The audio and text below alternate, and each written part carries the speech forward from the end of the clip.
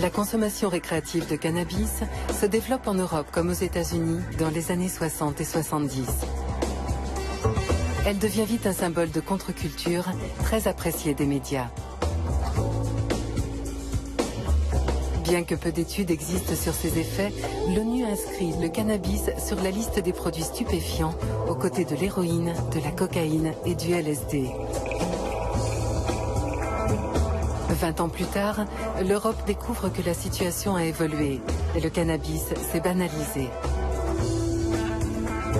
Au sein des pays européens, le regard porté sur le phénomène varie fortement. Chacun lui applique des degrés de tolérance divers. Et au cours des années 80 et 90, c'est le statut légal du cannabis qui suscite de nouveaux débats. Mais les données objectives manquent encore pour évaluer l'impact de sa consommation sur la santé publique. Les études se sont multipliées sur le phénomène et son évolution, sur les effets du cannabis sur l'organisme en général et le cerveau en particulier. Mais la médiatisation de certains résultats semble avoir surtout ravivé les polémiques, inquiété l'opinion et suscité des décisions politiques contradictoires. Pourtant, chercheurs et intervenants de santé s'accordent sur un grand nombre de points et leur voix mérite d'être entendue. Le cannabis est de loin la drogue illégale la plus consommée dans le monde et il semble bien qu'au cours des 5 dernières années en Europe, sa situation est encore évoluée.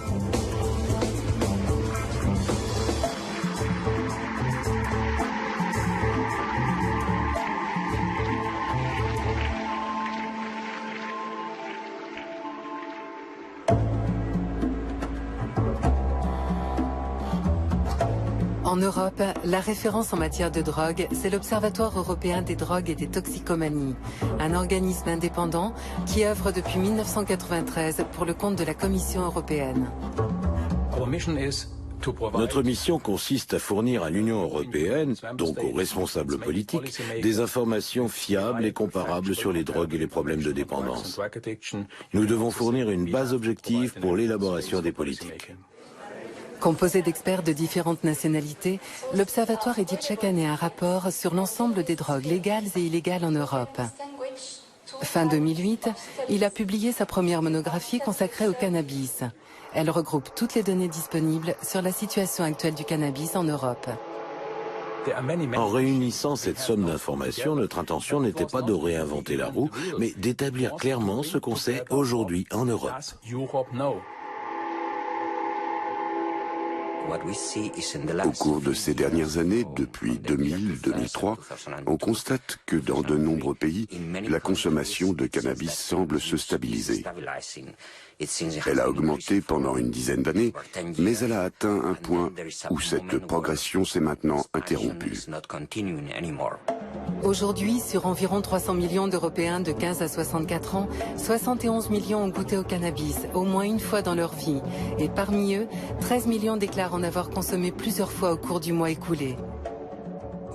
Nous avons comparé ces niveaux à ceux des États-Unis, du Canada, de l'Australie. Et les chiffres européens sont relativement moins élevés que dans ces pays.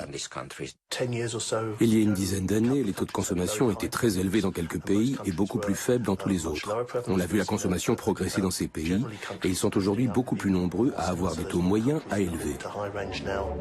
Premier paradoxe, la répartition des différents niveaux de consommation européens semble sans lien avec le degré de tolérance appliqué par chaque pays.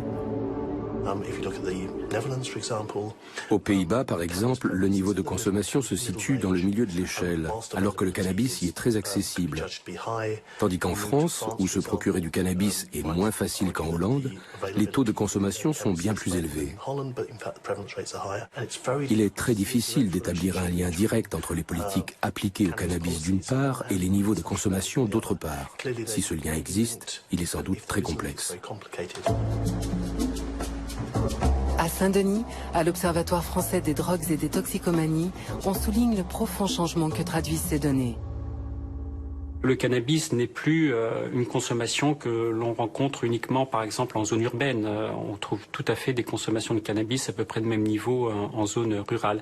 Et de même, au niveau des milieux sociaux, il y a une diffusion de cette consommation dans tous les milieux sociaux. Arrivé à l'âge adulte, bon, ce serait un peu symbolique, 18 ans, il y a maintenant en France une majorité de jeunes qui font l'expérience de ce produit.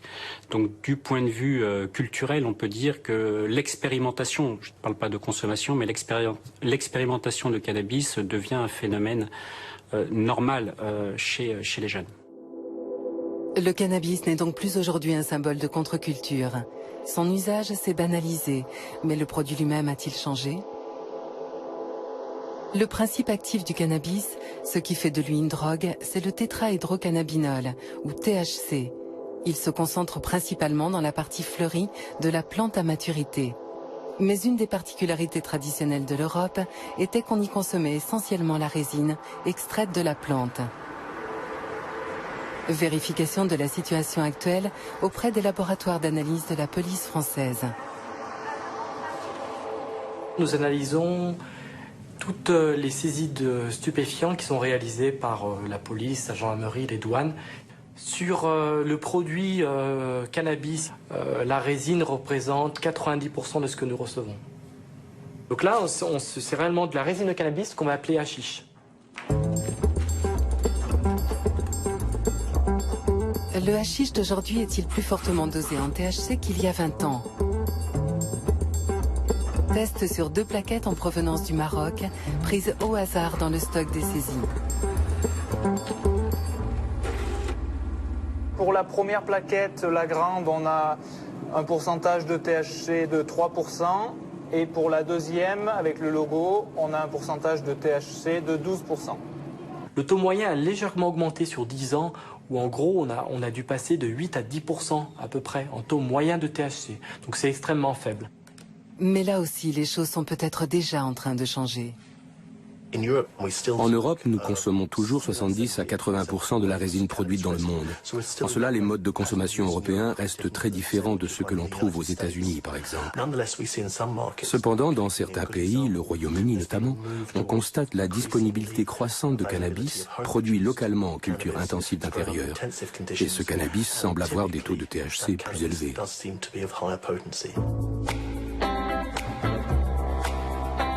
Confirmation de cette tendance à Londres auprès du docteur Leslie King, membre du Conseil consultatif britannique sur l'abus de drogue. 81% du cannabis qu'on trouve aujourd'hui dans la rue est de la sinsémilla, de la skunk, du cannabis issu de cultures intensives. Le développement à grande échelle de la culture d'intérieur a vraiment démarré dans les années 90. Elle utilise des graines sélectionnées. Elles ne sont pas génétiquement modifiées. Elles ont simplement été sélectionnées pour leur capacité à produire des plantes ayant des taux de THC élevés. Ces plantes sont cultivées sous des éclairages intensifs pour qu'elles poussent plus vite et donnent des récoltes plus abondantes. Le pourcentage moyen de THC d'un cannabis de qualité cultivé de cette manière est de l'ordre de 15%. On rencontre parfois des taux supérieurs, mais le plus souvent, ils sont clairement inférieurs et ne se distinguent en rien des produits traditionnellement importés. En fait, au cours des 10 dernières années, la proportion de produits présentant des taux de THC supérieurs à 15% est restée stable. Elle ne représente actuellement que 2 à 3% de l'ensemble du cannabis consommé en Europe. En matière de cannabis, on constate de grands écarts de taux de THC d'un produit à l'autre. Mais est-ce vraiment important en termes de santé publique? Si l'on se réfère au modèle de l'alcool, un verre de vin n'est pas nécessairement plus nocif qu'un verre de bière. Tout dépend de la quantité consommée, de la capacité à adapter sa consommation au produit. On peut même considérer qu'un cannabis fortement dosé en THC a plus de chances de provoquer des effets désagréables chez des consommateurs débutants et pourrait donc les dissuader de consommer. Ce n'est donc pas dans un changement de nature du cannabis que se situent pour le moment les vrais motifs d'inquiétude pour la santé publique. La situation a connu une évolution importante au cours de ces dernières années. Ce n'est pas que la consommation est encore augmentée. Elle est en fait assez stable et nous avons même une bonne nouvelle, elle a commencé à diminuer chez les jeunes. Mais ce qui a changé, ce sont les modes d'utilisation. Sur les 13 millions d'Européens qui ont consommé du cannabis au cours du mois écoulé, 10 millions l'ont fait ponctuellement, souvent dans un environnement festif. Mais environ 3 millions de personnes en Europe consommeraient de manière quotidienne. On a de plus en plus d'usagers qui viennent demander de l'aide dans les centres de traitement, qui se présentent en disant qu'ils ont un problème avec le cannabis. Il ne s'agit plus pour eux de joints entre amis le week-end, mais d'un certain nombre de joints chaque jour. Traditionnellement, le cannabis était une drogue que les gens expérimentaient, consommaient pendant quelque temps, puis abandonnaient naturellement. Il semble que nous ayons aujourd'hui une population qui commence plus tôt, l'utilise pendant plus longtemps et sur un mode qui ressemble plus à celui de la consommation d'alcool. Il est clair que cela va avoir sur le long terme un plus grand impact sur la santé publique. En quoi ces nouveaux modes de consommation vont-ils entraîner de plus grands problèmes de santé publique? À Biarritz, Annie Sasko intervient en prévention auprès de jeunes préadolescents surfeurs pour les sensibiliser à cette question. Mais ceux qui en utilisent, à votre avis, pourquoi ils utilisent ces produits? Ils en ont envie. Pour elle, les dangers de la consommation de cannabis sont bien réels, mais ce ne sont pas ceux auxquels on pense de prime abord. Je pense qu'un des problèmes majeurs du cannabis, c'est certainement qu'il se fume et que tous les produits que l'on fume vont aboutir à la formation de produits de combustion, dont des goudrons, des amines polycycliques aromatiques, un certain nombre de composés dont nous sommes sûrs qu'ils sont des cancérogènes. L'essentiel, c'est de ne pas s'installer dans ce type d'habitude. C'est pareil pour le tabac. C'est pas trop grave d'avoir fumé pendant quelques années, mais par contre, il ne faut pas s'installer dans la durée. Aujourd'hui, dans nos pays, l'importance du tabac est évidemment beaucoup plus grande que celle du cannabis, mais c'est quand même préoccupant. On a des jeunes qui vont fumer tous les jours, plusieurs joints par jour. Et donc, si cette consommation s'étale sur un certain nombre d'années, eh bien sûr, on peut attendre tous les risques que l'on voit avec le tabac, parce que ça devient une consommation au long cours qui est dangereuse. Une préoccupation d'autant plus légitime en Europe, où le cannabis est généralement fumé mélangé avec du tabac. En mélangeant cannabis et tabac, on a non seulement les risques du cannabis, mais aussi ceux du tabagisme associé. Mais à l'inverse, on constate en Europe un changement vis-à-vis du tabac, tant dans les politiques que dans la perception par le public des risques qu'il entraîne. Or, il se pourrait que ce changement ait un effet sur la consommation de cannabis. Il pourrait en partie expliquer le fait que les jeunes, en particulier, commencent à se détourner de son usage. Autre paradoxe, le premier danger objectif du cannabis est aussi l'argument de santé qui semble frapper le plus les usagers. Pourtant, les campagnes de prévention se focalisent exclusivement sur les risques liés à ses effets en tant que drogue. Après, tu fumes un joint par semaine ou un joint par jour et après tu sors plus. Tu vas plus à l'école, et tu sors que pour choper ou pour fumer. Malaise, angoisse, bad trip, déconcentration, perte de mémoire, le cannabis est une réalité. Alors que sait-on aujourd'hui des effets psychoactifs du cannabis? Des équipes de neuropharmacologie ont découvert il y a une dizaine d'années qu'il active un très grand nombre de récepteurs disséminés dans toutes les zones de notre cerveau qui réagissent uniquement aux molécules complexes du THC. Un des seuls endroits dans le cerveau où il y a très peu de récepteurs cannabinoïdes, c'est justement dans les centres de contrôle végétatif. C'est une raison pour laquelle le cannabis n'est pas une substance toxique dans les sens qui peut induire la mort. Par contre, si ces récepteurs sont si nombreux partout ailleurs, c'est qu'un système très répandu dans notre cerveau, comme dans celui des souris, produit et utilise naturellement des molécules du même type que le THC. Le cannabis, la seule chose qu'il va faire, c'est augmenter l'activité de ces systèmes endogènes qui s'appellent les systèmes endocannabinoïdes. Et ce système endocannabinoïde va être impliqué dans le contrôle de plusieurs réponses physiologiques dans notre cerveau et dans notre organisme. Préciser le rôle exact de ce système et les conséquences de son activation par le cannabis est un des buts du laboratoire. Mais la tâche est particulièrement complexe.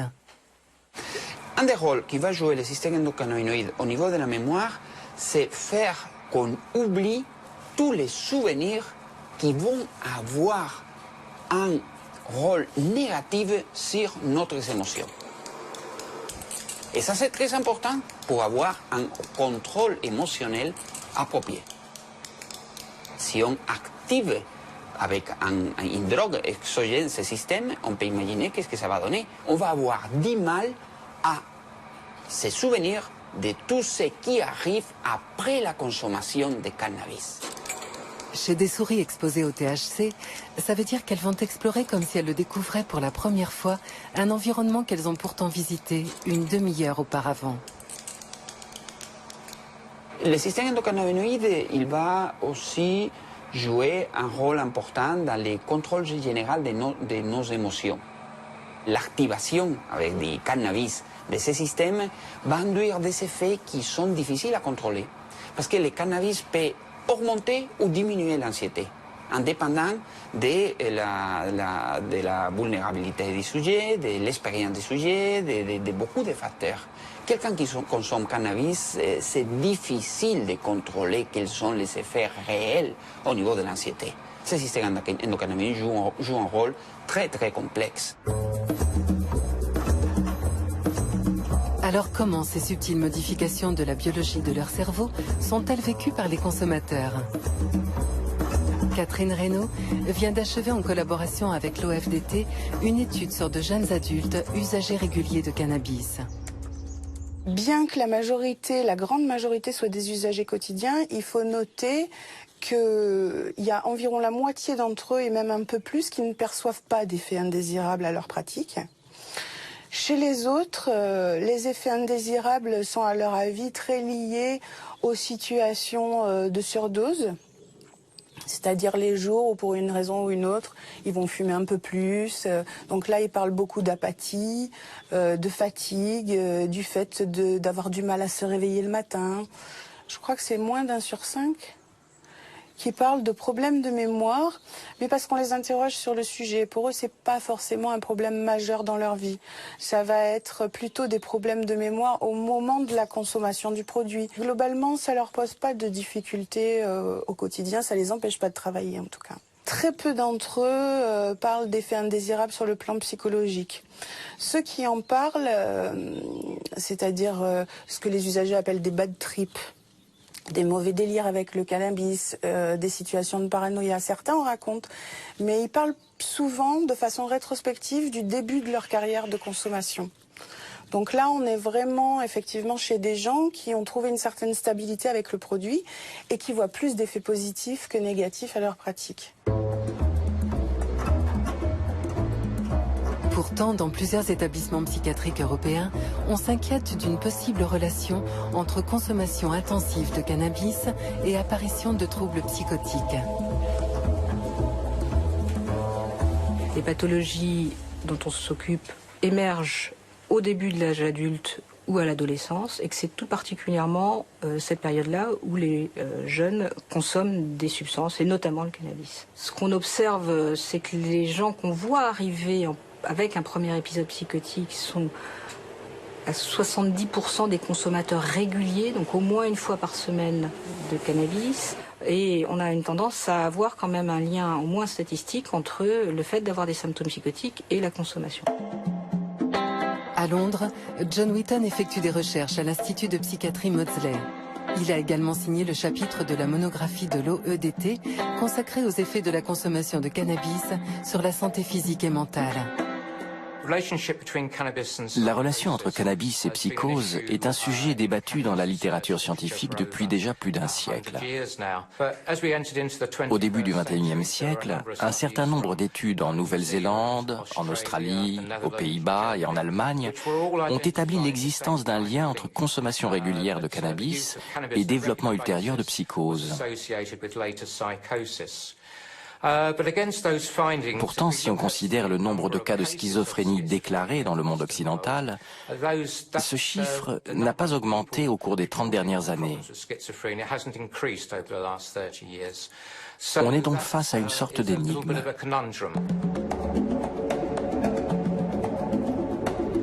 Au département des neurosciences de l'Université de Maastricht, l'équipe du professeur Jim Vanos travaille depuis plusieurs années à résoudre cette énigme. On sait qu'il existe un lien entre consommation de cannabis et développement ultérieur de symptômes psychotiques. Mais ce que l'on ne sait pas vraiment, c'est ce qui se passe dans le cerveau. Par quel mécanisme biologique la consommation de cannabis augmente concrètement le risque de développement de ces symptômes. Aux Pays-Bas, le statut légal du cannabis permet l'expérimentation sur des sujets humains. Rebecca Cooper a débuté une série d'expériences au cours desquelles elle étudie les effets neurobiologiques du THC sur le cerveau de consommateurs diagnostiqués psychotiques. On ne constate pas d'augmentation du risque de développement d'une schizophrénie chez tous les consommateurs de cannabis, mais seulement chez un petit groupe d'usagers. Ce qui conduit bien sûr à l'hypothèse, à la certitude même, qu'il existe des différences de sensibilité à la faculté du cannabis d'induire des psychoses. Après administration de THC, les patients sont introduits dans un scanner de très haute définition. L'objectif, rechercher des interactions possibles entre les modifications neurobiologiques induites temporairement par le THC et celles qui sont habituellement associées aux symptômes psychotiques. Des symptômes psychotiques comme les visions ou les hallucinations ont été associés à un excès de production de dopamine dans une certaine région du cerveau. Et les études sur des animaux ont montré que le THC entraîne également une augmentation de la libération de dopamine dans cette zone. Donc l'idée est que le THC favorise peut-être le risque de développement ultérieur de symptômes psychotiques par l'augmentation de la production de dopamine qu'il induit dans le striatum. Ces expériences dévoileront peut-être une des clés du lien qui associe chez certains cannabis et psychose, mais à l'échelle de la santé publique, le message est déjà clair. D'informer que tout le monde n'a pas les mêmes effets avec le cannabis, c'est une notion extrêmement importante. Et que s'ils ont des effets un peu bizarres, s'ils ne se sentent pas bien, c'est peut-être pas la peine de continuer. Ils peuvent aussi dire qu'ils ont la migraine quand ils fument, ou bien qu'ils sont allergiques tout simplement, se considérer eux-mêmes comme allergiques. C'est en tout cas un message qu'on fait passer à nos patients pour lesquels là on sait que nos patients psychotiques qui fument généralement se mettent dans des situations où ils aggravent leurs symptômes. Je leur dis parfois, jeter de l'huile sur le feu, c'est pas la peine. C'est peut-être pas ça complètement qui vous a rendu malade, mais en tout cas, c'est un élément qui ne vous aide pas à vous stabiliser, qui ne vous aide pas à aller mieux. Lorsqu'on parle du lien entre cannabis et schizophrénie, on parle d'un tout petit nombre de personnes. L'ensemble des consommateurs de cannabis a une probabilité extrêmement faible d'être confronté à ce type de problème. Alors pourquoi les demandes d'aide pour des problèmes liés au cannabis ont-elles augmenté de façon si spectaculaire en Europe au cours de ces dernières années? À Strasbourg, à l'antenne téléphonique du dispositif Drogue, Alcool, Tabac, Faux Services, on constate cette tendance, mais on souligne la variété des motifs d'appel. On a beaucoup d'appels, puisque je crois que c'est 200 000, autour de 200 000 entretiens par an. Et la part du cannabis est très importante dedans. Le premier produit, bon, c'est l'alcool. Mais après vient le cannabis, ça représente à peu près 35% de nos appels. Alors ce qui est intéressant, c'est à l'intérieur, quand on creuse un peu, on s'aperçoit qu'il y a une part sont des consommateurs, à peu près 40%, et 60% sont des parents. Les mères qui, et c'est pas du tout un cliché, retournent les poches de leurs enfants avant de mettre dans la machine, ils trouvent une petite barrette de shit, ils appellent complètement affolés, etc. Ouais, je fume plusieurs joints par jour. À l'école, c'est dur d'enregistrer quelque chose en état défoncé. Partout, les campagnes, tout, c'est sur les jeunes parce que c'est massif, effectivement. C'est massif au niveau de l'expérimentation, c'est-à-dire que j'essaye, c'est festif, j'essaye, et puis voilà, puis bien souvent ils arrêtent. Même si on écrit ce qu'on entend, c'est clair, à la fin de la journée, on n'a rien enregistré. Moi, j'ai fait un trimestre comme ça. Il y a eu une campagne cannabis à destination des jeunes, la majorité des appels étaient des 35-45 ans. On essaie de savoir les raisons pour lesquelles la personne consomme, etc. Il y a un certain nombre d'appels où c'est suffisant. C'est-à-dire quelque part, c'est mieux appréhender une situation dans laquelle je me trouve quand je consomme, reposer finalement ses propres repères et prendre conscience de ce que je fais. Mais des cas, c'est pas suffisant. Donc effectivement, là, on a une orientation.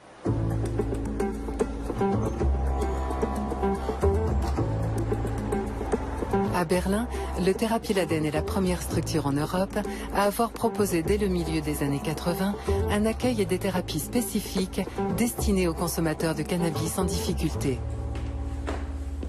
Quand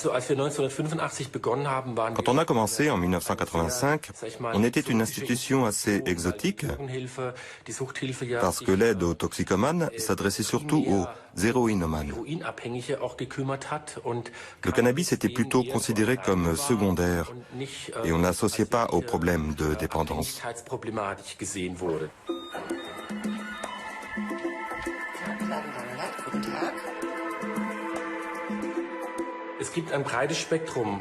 Le panel des gens qui viennent est assez large. Des jeunes à partir de 14 ans jusqu'à des personnes d'une cinquantaine d'années. Nous touchons tous les âges. Les consommateurs de cannabis en difficulté qui nous consultent ont en moyenne 25 ans. Ils ont une dizaine d'années de consommation derrière eux et rencontrent des problèmes depuis quelque temps déjà.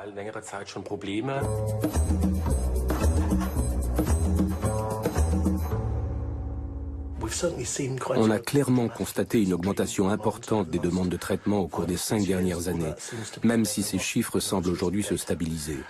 Alors comment l'expliquer? C'est assez difficile. D'une part, il y a eu une augmentation importante des offres de traitement et je pense qu'on a également vu se développer la conscience de l'existence de problèmes liés au cannabis, à la fois au sein des services professionnels et parmi les usagers eux-mêmes. Il y a un petit groupe de consommateurs intensifs qui présentent des signes de dépendance, qui ont réellement des difficultés pour arrêter leur consommation et qui, effectivement, ont besoin d'un traitement similaire à ceux proposés pour les autres substances psychoactives. Et il y a des gens qui auraient plutôt besoin d'un ou deux entretiens centrés sur de l'information.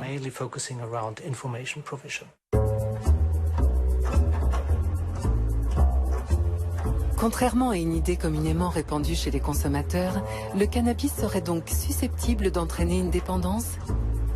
Qu'en pensent à Barcelone les souris du professeur Maldonado? Dans nos recherches, par exemple, on a mis en évidence des modèles dans lesquels les souris vont montrer un plaisir induit par le cannabis après l'administration. On administre du THC à une souris et on l'enferme dans un compartiment. Plus tard, on lui administre un produit neutre et on l'enferme dans l'autre compartiment. On reproduit le cycle plusieurs fois et le jour de l'expérience, on lui laisse libre accès aux deux compartiments. Cette souris manifeste un goût prononcé pour le THC. On a aussi montré comment des dérivés de cannabis vont être auto-administrés par une souris. Ça veut dire les souris, de la même façon que l'homme, va chercher la drogue, va s'auto-administrer de la drogue et va à présenter des rechutes dans l'administration de cannabis même après de longues périodes d'abstinence. Ça veut dire qu'il y a un comportement addictif du cannabis qui peut être aussi mis en évidence dans des modèles chez les rongeurs. En fait, la question reste très débattue. Les mécanismes en jeu dans les phénomènes de dépendance sont au cœur des recherches les plus récentes en neurobiologie. Et chaque nouvelle découverte peut remettre en question l'interprétation des résultats précédents. Si l'animal s'auto-administre un produit, ça ne veut pas dire, et nous pensons que non, que ce produit est addictif. Ça veut dire qu'il peut entraîner une certaine satisfaction qui pousse l'animal à aller reprendre du produit, mais pas forcément la pharmacodépendance. Ce qui s'est passé il y a quelques années, c'est qu'il a été montré que le plaisir était en lien avec la libération d'un neurotransmetteur, en particulier la dopamine. Et que par conséquent, c'est ça où le raisonnement peut s'être trompé, par conséquent, si la dopamine intervient dans la fabrication du plaisir, Elle est donc responsable de la fabrication de la dépendance. Ce qu'on est en train de montrer, c'est qu'effectivement, la dopamine intervient dans le plaisir, mais qu'il y a beaucoup de chances pour que cette dopamine qui intervient dans le plaisir n'intervienne pas au niveau de la dépendance. En fait, la dopamine serait une sorte d'esclave d'un système qui se trouve au-dessus d'elle, en amont d'elle, et qui fonctionne avec deux autres neuromodulateurs qui seraient la noradrénaline et la sérotonine. Vous avez un système noradrénergique qui est extrêmement réactif, qui intervient sur votre vigilance, sur la façon dont vous regardez l'environnement, et un autre système sérotoninergique qui, lui, est chargé de vous protéger, de protéger votre cerveau contre les événements extérieurs. Et ce que nous pensons avoir trouvé, c'est que lorsque l'on prend des drogues de façon répétée, on active ces deux systèmes et que la conséquence biologique de cette activation, c'est un découplage. C'est-à-dire que chaque système qui normalement est contrôlé par l'autre et réciproquement, eh bien chaque système devient autonome et il part tout seul, soit vers une pulsion très forte, vers quelque chose, et d'un autre côté, un sérotoninergique qui ne réagit plus, c'est-à-dire qu'il n'y a plus de contrôle des impulsions. Donc là, vous êtes dans la pharmacodépendance. À l'appui de cette nouvelle théorie, l'équipe de Jean-Paul Tassin a démontré que les amphétamines, la cocaïne, l'héroïne et l'alcool entraînent ce découplage. En ce qui concerne le cannabis, eh bien, quand on a essayé de l'injecter à plusieurs reprises, comme on fait pour les autres produits, aux animaux, c'est pas du cannabis qu'on a injecté, mais du tétrahydrocannabinol, à ce moment-là, on n'obtient pas de découplage. Donc on a la notion que le tétrahydrocannabinol en tant que tel ne peut pas entraîner de dépendance. Mais l'exemple du tabac est venu nuancer cette affirmation. La nicotine, eh bien, en tant que telle, elle est considérée comme étant le produit actif du tabac. Or, si on prend la nicotine toute seule, chez l'animal, il n'y a pas de découplage. Il se trouve qu'il y a 3000 autres composants dans le tabac et que parmi eux, il y a ce qu'on appelle des inhibiteurs de monoaminoxydase. Et si on mélange la nicotine et ces produits et qu'on les injecte à l'animal, à ce moment-là, on a le découplage. Dans le cas du cannabis, on est aussi dans cette situation et on peut très bien imaginer que celui qui prend du hashish avec du tabac va donc obtenir un découplage et que le hashish, du coup, va devenir addictif par rapport à l'association qui a été faite entre le produit et le tabac, puisqu'il est souvent fumé dans ces conditions. Donc, vous voyez, la complexité dans laquelle on se trouve, c'est-à-dire que les expériences que l'on réalise, nous, chez les animaux, avec des produits purs, et sont pas vraiment ceux de la vraie vie. Donc dans la vraie vie, on se trouve dans des situations qui sont toujours un peu différentes. Alors que se passe-t-il dans la vraie vie? Qui sont les patients qu'on oriente vers des services d'addictologie pour des problèmes de cannabis? Les profils habituels, ce sont des personnes qui ne consomment pas que du cannabis, donc elles consomment du tabac, elles consomment de l'alcool, d'âge moyen, ce que j'appelle l'âge moyen, c'est entre 18 et 35 ans. Ils viennent parce qu'un certain nombre de dommages, un certain nombre de gènes commencent à s'installer. La première des gènes, elle est assez simple. C'est une gène qui est le fait de ne pas pouvoir s'abstenir de consommer ce produit. C'est d'une certaine manière, dit avec d'autres termes, la notion de dépendance qui s'installe. Une dépendance qui peut parfois amener le docteur Beniamina à proposer une hospitalisation de courte durée pour sevrage. Longtemps, on a pensé que le cannabis n'était pas capable de provoquer un syndrome de sevrage. Parce qu'on avait ce biais de réflexion qui recherchait un syndrome de sevrage qui était connu, c'est-à-dire celui de l'alcool, sudation, palpitation, sueur, hein, ou celui de l'héroïne qui était douleur. Voilà.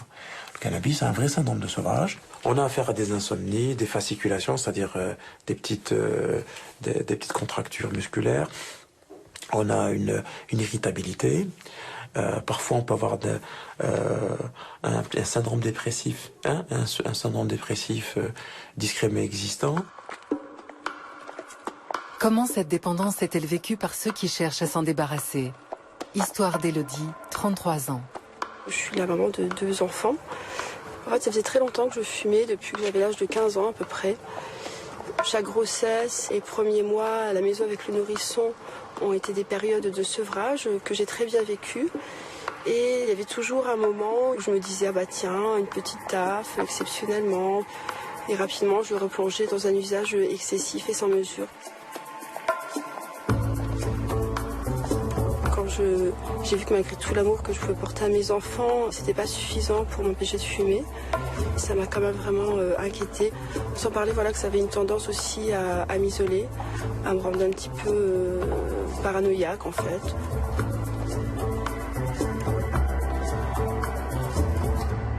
J'ai compris que je s'étais condamnée un petit peu à l'abstinence par rapport au cannabis. Parce que jusqu'à présent, vous pensiez pouvoir consommer? Voilà, jusqu'à présent, je pensais que m'arrêter me donnerait suffisamment de force et de recul pour pouvoir en user avec modération. Et en fait, non, je me rends compte que j'ai une grande faiblesse par rapport à ce produit et que je retourne tout de suite dans l'excès et un consommer de manière immodérée et irraisonnable. Ça fait un an que je le vois à raison d'une fois toutes les 6 semaines. C'est un suivi assez à distance un petit peu, j'ai envie de dire. Alors qu'est-ce que vous envisagez pour éviter de rechuter cette fois? Rien d'autre que la volonté, les bénéfices que j'ai retirés de l'arrêt. Vous les sentez là? Ah oui, non, ça a été immédiat. Une ouverture au monde, plus de dynamisme, je me sens mieux dans ma vie, mieux dans mes baskets, plus prête à affronter mes problèmes et voilà, une meilleure estime de moi.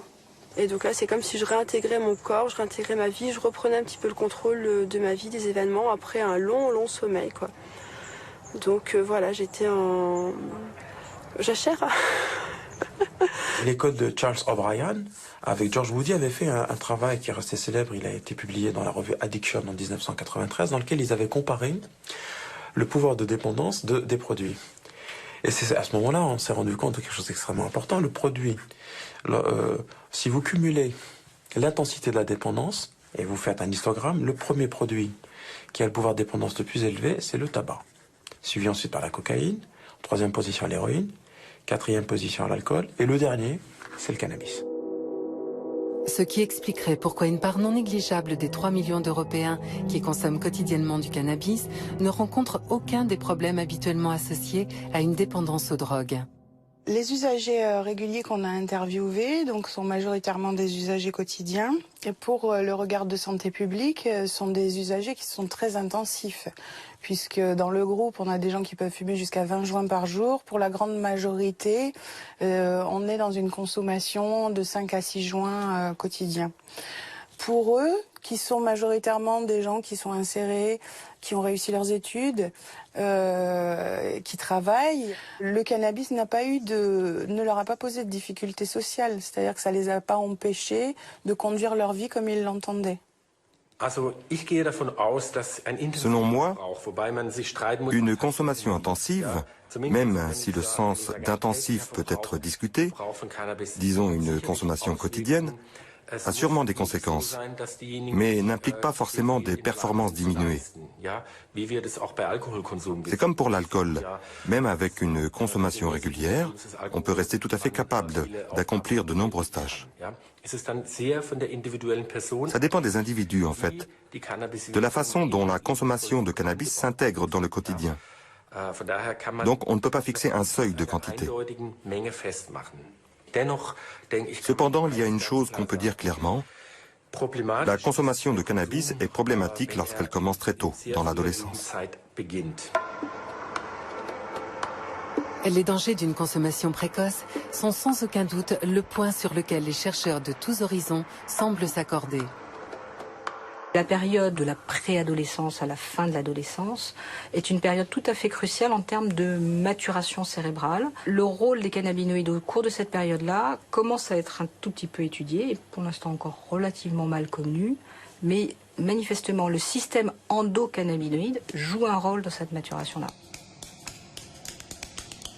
Lorsqu'on expose des rats au cours de la période péripubertaire, donc des rats adolescents, on observe des modifications à très long terme chez le rat devenu adulte et qui concernent notamment des anomalies de filtrage sensoriel, des anomalies attentionnelles, des anomalies dans les interactions sociales. On sait que les mêmes tests faits chez des rats qui ont été exposés cette fois-ci avec les mêmes doses, même durée, mais à l'âge adulte, induisent un profil d'anomalies complètement différents et beaucoup plus minimes. Si nous supposons que le modèle que l'on propose, à savoir ce découplage, est le bon, ce découplage, ou plutôt ce couplage, il s'est mis en place après la naissance. L'individu, quand il naît, il a relativement peu de systèmes modulateurs qui sont en place. Certains ont atteint leur cible, mais relativement peu. Et les interactions qui vont se créer entre ces systèmes vont se faire en fonction de l'environnement et au cours des premières années et jusqu'à l'adolescence. Donc, la solidité de ce couplage dépend de l'histoire de l'individu. Et donc, par conséquent, la proportion ou la propension à défaire ce couplage suivant les drogues dépend de l'histoire de l'individu. Ce qu'on est sûr, c'est que l'un des principaux facteurs pour les pronostics de l'addiction et pour la vulnérabilité à consommer d'autres drogues, c'est l'âge dans lequel la première consommation de drogue a eu lieu, n'importe laquelle. Si on a une consommation d'alcool, de cannabis, de tabac très très tôt dans la jeunesse, ça va être un facteur pronostic négatif pour l'addiction. Actuellement, dans les parcours, l'initialisation de cannabis en moyenne se fait au cours de la 16e année, à 15 ans, 15,2 ans. Donc, symboliquement, passage grosso modo du collège au lycée. Mais on constate, et cet âge est relativement stable. On ne peut pas dire qu'il y ait une très forte accroissement de la précocité. Par contre, on note quand même dans les enquêtes une proportion non négligeable de jeunes qui commencent le cannabis à déjà des âges beaucoup plus précoces, 13, 12 ans, même certaines enquêtes on va jusqu'à 11 ans. Et là, c'est là où se situe un des facteurs de gravité. Ce sous-groupe de jeunes adolescents particulièrement vulnérables, que l'on retrouve partout en Europe, présente un profil très différent de celui des adultes en situation de dépendance. À Paris, au Centre Émergence, Olivier Fan dirige une consultation qui leur est entièrement consacrée. On accueille sur la consultation jeunes usagers les adolescents et leurs parents qui présentent des problèmes de conduite addictive, que ce soit essentiellement cannabis, alcool, tabac et jeux vidéo. Nous, les parents, on ne s'en est pas aperçus qu'ils fumaient du cannabis. C'est en fait une personne qui était dans le collège où il était qui nous a prévenus.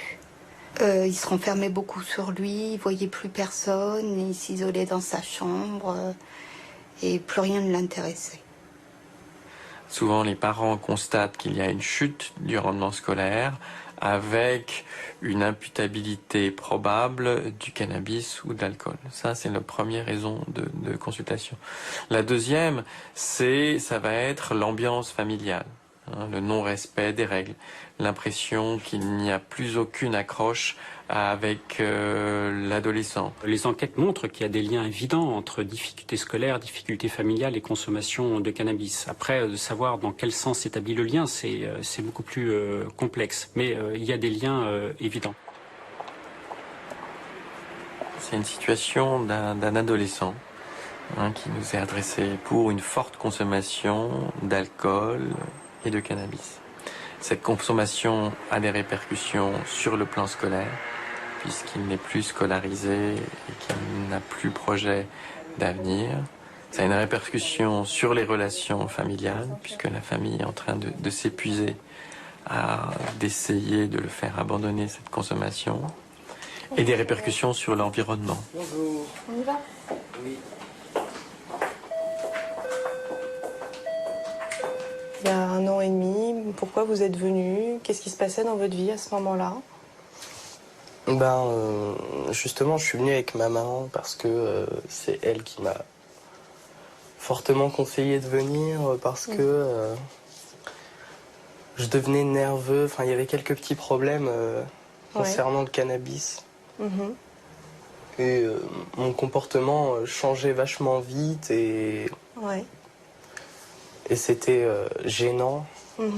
À cause du cannabis, tout ce qui me touchait, c'est pas comme si ça me touchait, mais c'est comme si ça me percutait violemment, quoi. Donc je ressentais tout beaucoup plus beaucoup plus fort et je me prenais... je me perdais dans mon imagination et j'imaginais tout de suite des choses négatives et ça me rendait un peu dingos. Et donc c'était pas trop possible la vie en communauté à la maison si je me contrôlais pas. Nous aimons bien raisonner en termes non pas de pathologie quand on parle du cannabis, mais en termes de perte de chance pour l'avenir. Un adolescent qui consomme ne sera pas forcément pathologique, mais il perdra une chance de faire des études qu'il aurait pu mener s'il n'avait pas consommé, de lier des relations qu'il aurait pu avoir s'il n'avait pas consommé, de s'entendre, en tout cas d'avoir cette dernière discussion avant le départ avec ses parents qu'il aurait pu avoir s'il n'avait pas consommé. Quand un jeune se retrouve dans un contexte favorable, où il n'y a pas trop de problèmes et où ses motivations, ça sera par rapport à la convivialité, l'intégration au groupe, faire la fête, se détendre, les problèmes ne vont pas trop apparaître. Mais si un jeune est en difficulté, dans ce cas-là, les motivations, ça sera pour prendre de la distance, voire pour oublier. Donc là, on est plus dans des stratégies, presque des stratégies de défense. Et là, le cannabis peut accentuer et accélérer ces difficultés. On en souffre doublement parce qu'on ne sait pas ce que c'est. On nous a expliqué, mais on n'en a jamais consommé. Donc on ne sait pas du tout ce que tu peux ressentir, toi. En fumant, ça, on va dire, je vis dans le système anesthésié. Je suis anesthésié et voilà. Bien sûr, les problèmes de dépendance s'additionnent et s'aggravent avec la durée. Donc plus il y a de polyconsommation, plus la situation va devenir problématique, surtout chez les jeunes. On le constate chez ceux qui commencent très jeunes et qui consomment à haute dose autant de l'alcool que du cannabis. C'est ce groupe de jeunes-là qui nous préoccupe le plus. Épatant les 16-17 ans qui se livrent à des expérimentations en tout genre, fument des joints dans des fêtes pour s'amuser et finissent par interrompre leur consommation de cannabis. Même son de cloche à Genève à la Fondation Phoenix, où l'on souligne un point que partagent tous ces jeunes adolescents en grave difficulté. Leur consommation de cannabis n'est qu'un des éléments d'une situation par ailleurs complexe. On a de plus en plus de jeunes, comme chez les adultes aussi, de multi-usages, de jeunes qui vont utiliser massivement le cannabis et l'alcool ou l'ecstasy. Et puis, dernier changement, c'est aussi la quantité consommée. On a des jeunes aujourd'hui qui consomment massivement. C'est pas sur la durée d'une soirée, c'est à jeun, massif pour obtenir un effet maximal. Et donc il y a aussi, de par ce type de consommation, vraiment une prise de risque qui est inhérent et qui est nouveau. Il y a toujours avec ça un contexte familial qui est malmené ou qui malmène le jeune. Typiquement, un conflit entre parents majeur, massif dans la durée, que le couple soit marié ou non, peu importe, mais des scènes à répétition avec violence verbale, ou violence physique fait partie de ce portrait, alors tout à fait classiquement. Un mauvais lien entre parents et enfants à l'adolescence est aussi un des signaux vraiment de caractéristiques de ce profil-là. On ne peut pas se borner à donner une réponse pour le cannabis et omettre les autres éléments, puisqu'elles se nourrissent mutuellement. Alors, quel type d'aide peut-on proposer pour ce groupe qui concentre à lui seul l'essentiel des problèmes graves liés au cannabis? L'offre la plus importante pour nous, qui est étudiée en ce moment dans le cadre du projet InCant, c'est la thérapie familiale multidimensionnelle, qui s'adresse spécifiquement aux adolescents de moins de 18 ans et à leurs parents ou à leurs proches. Le programme InCant vise à évaluer dans 5 pays européens les résultats de cette thérapie familiale qui aborde de façon plus globale l'ensemble des problèmes que rencontrent ces jeunes adolescents. Dans ces séances familiales, nous tentons d'améliorer une communication qui est souvent devenue négative ou inexistante. Le but est que les membres de la famille se rapprochent à nouveau les uns des autres et qu'une confiance soit rétablie entre eux.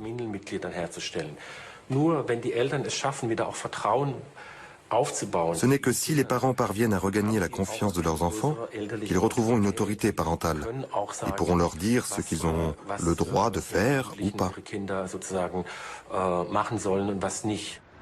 À Genève, la famille Buchet a suivi avec Philippe Nielsen la thérapie familiale que teste le programme InCant. C'est une des situations qui m'avait été orientée par la justice. Quentin, qui à l'époque, sauf erreur, avait 15 ans, était en prison. Il avait été emprisonné pour trafic de cannabis. Ça a été un réel choc, même si on savait qu'il fumait, comme tous les jeunes fument. Je crois que quand on voit la police fouiller la chambre de son fils, la mettre à sac pour chercher... Au début, on n'a pas vraiment réfléchi à ce qu'on voulait. On voulait quelqu'un qui nous aide et puis qu'on puisse travailler là-dessus parce que on était tous en détresse, quoi. On est arrivé ici pour moi, principalement, et le problème, il n'était pas qu'à mon niveau, je trouve, personnellement, c'était sur la famille. On est divorcés depuis plus de 10 ans, et je pense qu'il y avait aussi un contentieux entre nous deux, il y avait plein de choses à régler, et finalement, c'est vrai. Lui, c'était juste la pointe de l'iceberg. J'ai pas pu arrêter complètement, mais je fume toujours, mais c'est quand même, ça m'a fait un gros chose positive, on va dire.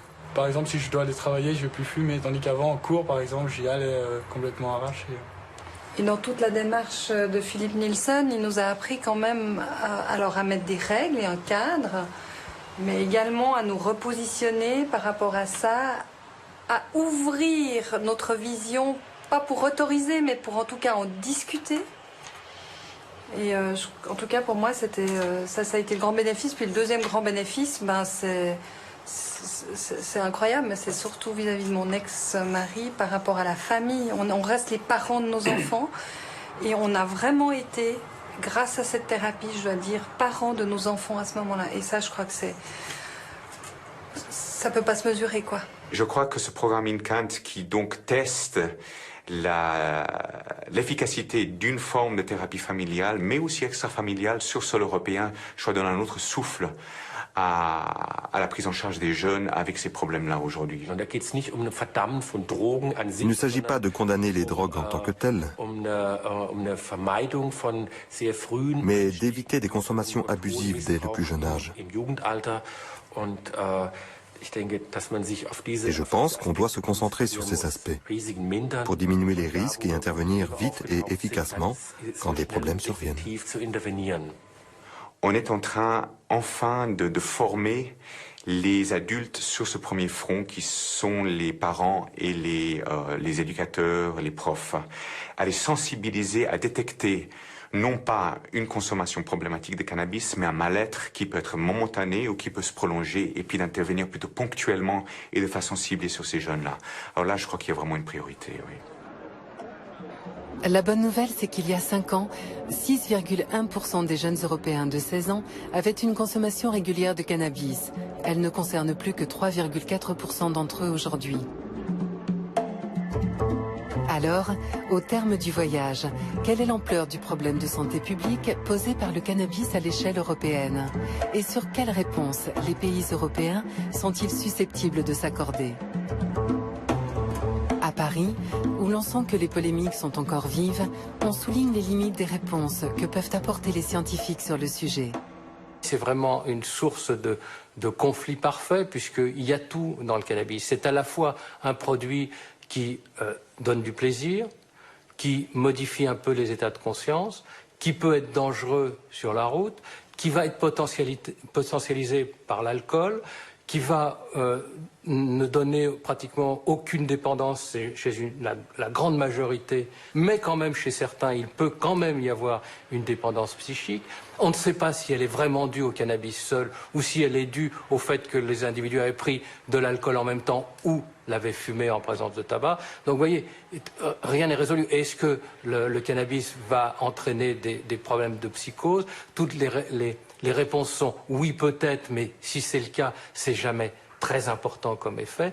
C'est vraiment une sorte de nœud autour duquel tout le monde va pouvoir se précipiter pour donner un avis qui risque d'être contraire du précédent et qui, en plus, risque de ne pas être faux. L'état de la connaissance sur le cannabis documente des risques objectifs, notamment deux principaux. Le premier, c'est toute la problématique des cancers, qui est liée de toute façon à tous les produits consommés sous forme de combustion. En France, les consommateurs quotidiens de tabac représentent 26,5% de la population. Les consommateurs réguliers de cannabis, 2,3%. On a aussi documenté récemment l'enjeu de la mortalité sur la route liée au cannabis, en estimant environ 200 décès par an. Sur 4620 accidents mortels survenus dans l'année, on estime que l'alcool est responsable de 1300 et le cannabis d'environ 200.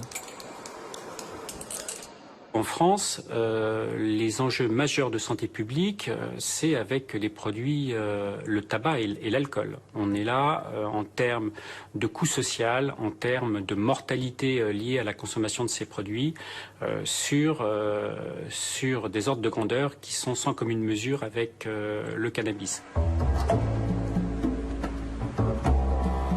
À l'Observatoire européen, on souligne plutôt la constance des avis rendus au fil du temps par les comités d'experts des différents pays.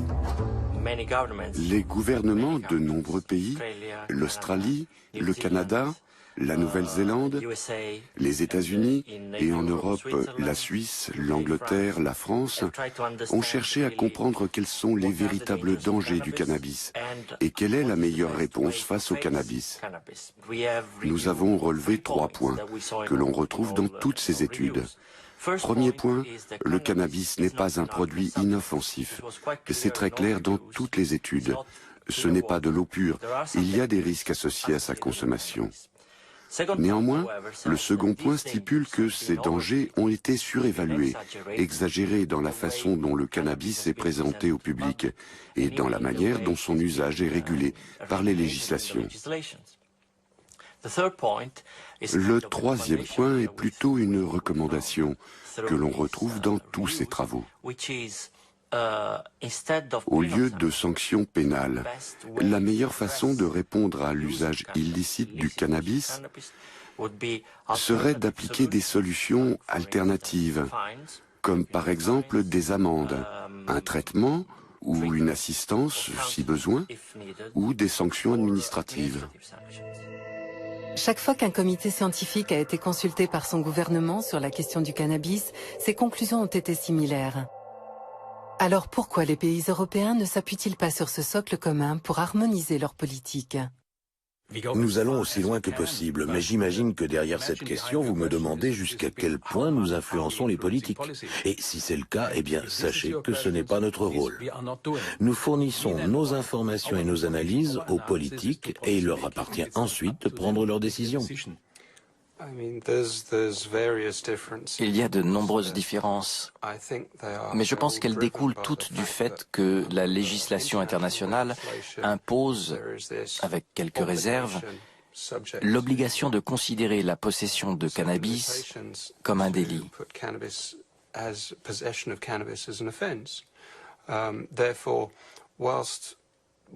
Et donc, alors que nous discutons du cannabis en termes modernes de politique de santé publique, il ne faut pas oublier que l'idée de justice pénale reste toujours présente. Donc, chaque pays cherche à trouver un équilibre entre la dimension pénale et la dimension de santé publique. La controverse autour du cannabis, ou plutôt la différence d'approche, qui fait que l'on peut être gardé une nuit au poste de police dans certains pays, alors que l'on peut acheter librement dans d'autres, reste une réalité qui va, je pense, continuer à susciter des discussions. En fait, les questions de santé publique posées par la banalisation du cannabis ressemblent beaucoup à celles que suscitent nos consommations massives de drogues légales. Elles nous renvoient finalement aux ambiguïtés de notre attitude à leur sujet. Il n'y a pas de politique européenne commune sur l'alcool. L'âge légal varie, qui peut en acheter, en boire, où l'on peut en boire. Il n'y a pas non plus de politique commune européenne en matière de tabac. Là encore, l'âge légal, les lieux où on peut en consommer ou pas. Le cannabis est différent en ce qu'il est une drogue illégale et non une drogue légale dont le marché est régulé. Mais on évoque souvent ces trois produits ensemble pour les comparer. Alors comparons les politiques qui les concernent. Il n'y a aucune politique européenne commune sur ces sujets. Pourquoi y en aurait-il une sur le cannabis ?